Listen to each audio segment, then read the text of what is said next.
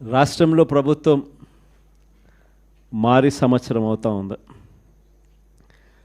బహుశా ఇంత తక్కువ కాలంలో ఇంత ప్రజల్లో వ్యతిరేకత చోటు చేసుకున్న ప్రభుత్వం బహుశా ఎప్పుడూ కూడా మనం చూసి ఉండము. మామూలుగా సంవత్సర కాలంలో ప్రభుత్వం మీద వ్యతిరేకత ఈ స్థాయిలో ఉండాల్సిన పరిస్థితుల్లో మొట్టమొదటిసారిగా ఈసారి సంవత్సర కాలంలోనే ప్రభుత్వం మీద వ్యతిరేకత ఈ స్థాయిలో కనిపించే పరిస్థితి మొట్టమొదటిసారిగా ఇప్పుడే కనిపిస్తూ ఉంది. అంత తక్కువ కాలంలోనే ఇంత దారుణమైన ప్రజా వ్యతిరేకత చంద్రబాబు నాయుడు గారి ప్రభుత్వంలో ఈరోజు కనిపిస్తూ ఉన్న నేపథ్యంలో చంద్రబాబు నాయుడు గారు ఈ వ్యతిరేకత మధ్య ప్రజలకు మంచి చేయాల్సింది పోయి మంచి అన్నది పక్కకి వెళ్ళిపోయింది కాబట్టి అబద్ధాలు మోసాలు మాత్రమే మిగిలాయి కాబట్టి ప్రజలను తప్పుదోవ పట్టించే కార్యక్రమంలో భాగంగా ఈరోజు రాష్ట్రంలో ఎప్పుడూ చూడనని డైవర్షన్ పాలిటిక్స్ ఈరోజు చూస్తూ ఉన్నాం. ఒకవైపున డైవర్షన్ పాలిటిక్స్ చూస్తూ ఉన్నాం, మరోవైపున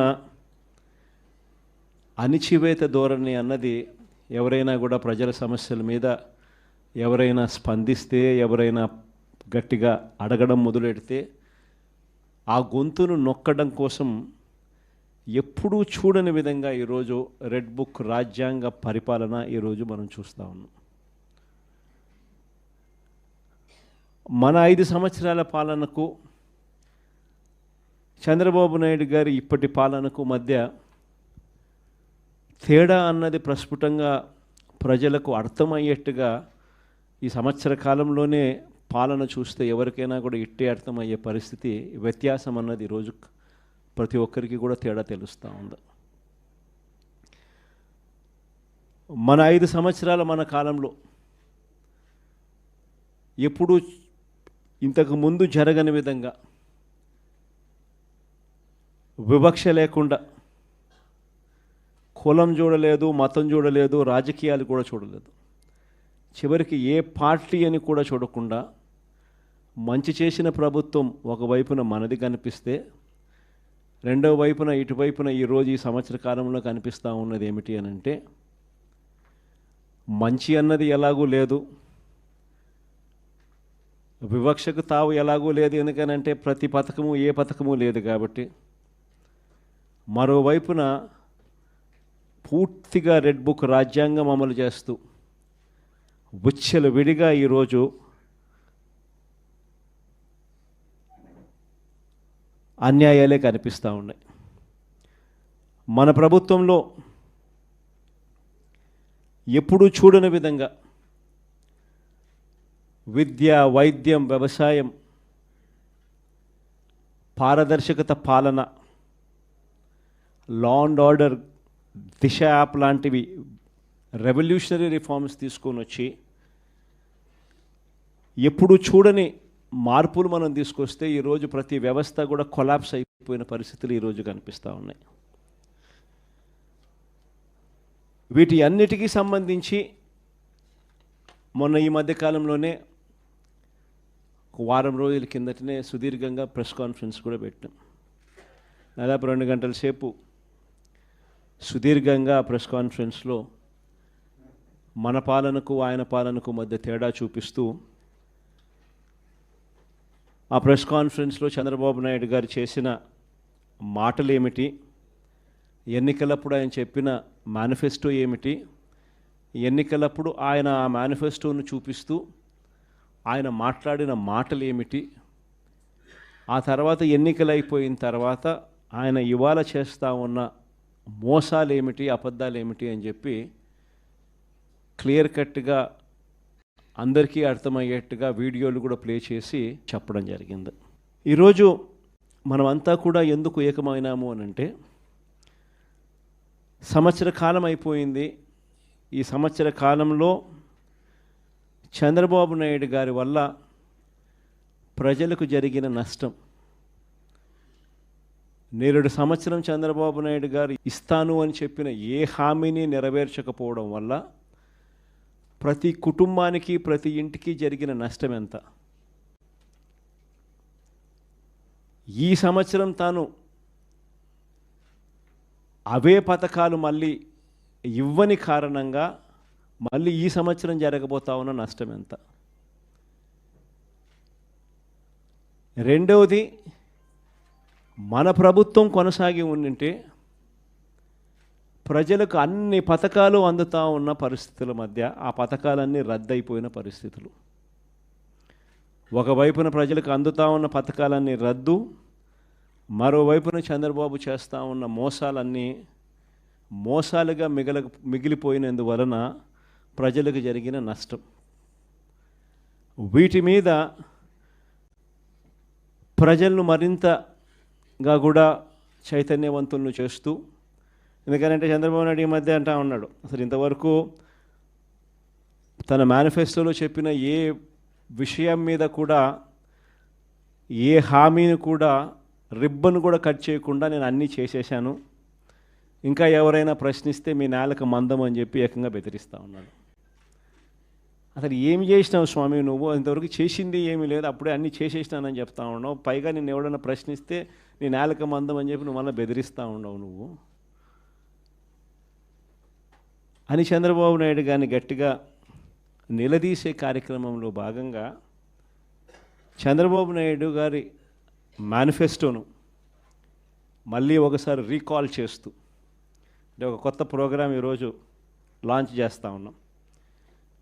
ఈ ప్రోగ్రాం నేను ఇక్కడ నుంచి లాంచ్ చేసిన తర్వాత 4 వారాల పాటు ఈ ప్రోగ్రాము రకరకాల స్థాయిల్లో, అంటే జిల్లా స్థాయి నుంచి నియోజకవర్గ స్థాయి నుంచి మండల స్థాయి నుంచి గ్రామ స్థాయి, రకరకాల స్థాయిల్లో ఈ ప్రోగ్రాం అనేది ప్రతి ఇంటికి ఈ కార్యక్రమాన్ని తీసుకొని పోతాం. గ్రామ స్థాయిలో రచ్చబండ కార్యక్రమాలు ఏర్పాటు చేసి రచ్చబండ కార్యక్రమంలో ఇవన్నీ కూడా సుదీర్ఘంగా డిస్కషన్ చేస్తూ చివరికి ప్రతి ఇంటికి కూడా ఈ కార్యక్రమాలన్నీ, ప్రతి ఇంటికి కూడా చంద్రబాబు నాయుడు గారు చేస్తూ ఉన్న మోసాలకు సంబంధించిన, చెప్పిన హామీలకు సంబంధించిన వివరాలను ప్రతి ఇంటికి ప్రతి గ్రామానికి, ప్రతి రచ్చబండ ద్వారా ప్రతి ఇంటికి కూడా తీసుకొని పోయే కార్యక్రమం చేస్తూ ఉన్నాం. ఈ కార్యక్రమంలో ప్రోగ్రాం పేరు రీకాలింగ్ చంద్రబాబుస్ మేనిఫెస్టో, ఇంగ్లీష్లో, తెలుగులో బాబు మేనిఫెస్టోను గుర్తుకు తెస్తూ అనే కార్యక్రమానికి స్టార్ట్ చేస్తూ ఉన్నాం. ఎన్నికలకు ముందు చంద్రబాబు ఏమన్నాడు?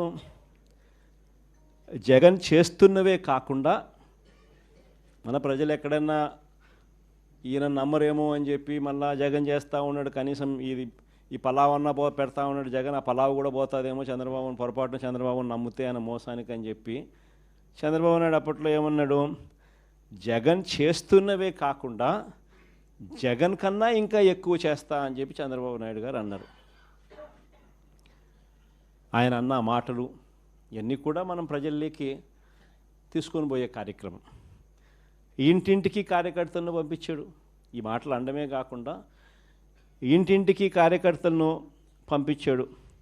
ప్రతి ఇంటికి తన నాయకులను, కార్యకర్తలను పంపించడమే కాకుండా సరిగ్గా వాళ్ళ ఇళ్ళ ఎదుటనే, వాళ్ళ కుటుంబ సభ్యుల మధ్యనే అక్కడే కూర్చొని, అక్కడే వాళ్ళ నాయకులంతా, కార్యకర్తలంతా మిస్డ్ కాల్స్ కూడా ఇప్పించారు. వెంటనే ఒక ఓటీపీ, ఆ మిస్డ్ కాల్ చేసిన వాళ్ళకు ఒక ఓటీపీని కూడా జనరేట్ చేసినారు. ఆ ఓటీపీని వీళ్ళ ఫోన్లలో వీళ్ళు ఎంటర్ చేయగానే ఆ కుటుంబంలో ఎవరెవరికి ఏ పథకం వర్తిస్తుంది, ఈ పథకాలకు మీరంతా కూడా ఎలిజిబుల్ అయినారు, ఈ పథకాలకు సంబంధించిన డబ్బులన్నీ కూడా మీకు, మీ కుటుంబంలో 5 మంది ఉన్నారు, ఇల్లే అప్పటికప్పుడే కొట్టడము, మిస్డ్ కాల్ ఇమ్మని చెప్పడము, ఓటీపీ జనరేట్ చేయడము, ఓటీపీలో వెంటనే ఒక బాండ్ వచ్చేసేయడము. ఆ బాండులో ఏమని ఉంటాయి? చంద్రబాబు నాయుడు, పవన్ కళ్యాణ్ అనే మేమిద్దరము త్రికరణ శుద్ధితో ప్రమాణం చేస్తూ ఉన్నాము. ఏం బాండ్ మీద ఉన్న మాటలు ఇవన్నీ నా ప్రెస్ కాన్ఫరెన్స్లో ఇవన్నీ కూడా చూపించిన. ఆ బాండ్ల మీద ఉన్న మాటలు చంద్రబాబు పవన్ కళ్యాణ్ అనే మేమిద్దరం త్రికరణ శుద్ధితో మీకు మాట చెప్తా ఉన్నాము. ఇంకా వాడి మీద ఏమని రాసినాము చదువుతా. చంద్రబాబు నాయుడు అనే నేను మన రాష్ట్ర ప్రజలు నాపై ఉంచిన నమ్మకాన్ని నిలబెట్టుకుంటానని త్రికరణ శుద్ధితో ప్రమాణం చేస్తున్నాను. 2024లో టీడీపీ అధికారంలోకి వచ్చాక భవిష్యత్తుకు గ్యారంటీలోని వాగ్దానాలను ఎటువంటి వివక్ష లేకుండా నిబంధనలు విధించకుండా అమలు చేయడంతో పాటు మన రాష్ట్ర అభివృద్ధికి పునరంకితమవుతానని ప్రతిజ్ఞ చేస్తున్నాను అని చెప్పి చంద్రబాబు నాయుడు సంతకం, ఆయనతో పాటు పక్కన పవన్ కళ్యాణ్ కూడా సంతకం పెట్టారు. ఇద్దరు కూడా ఇవన్నీ కూడా బాండ్ల మీద రాసి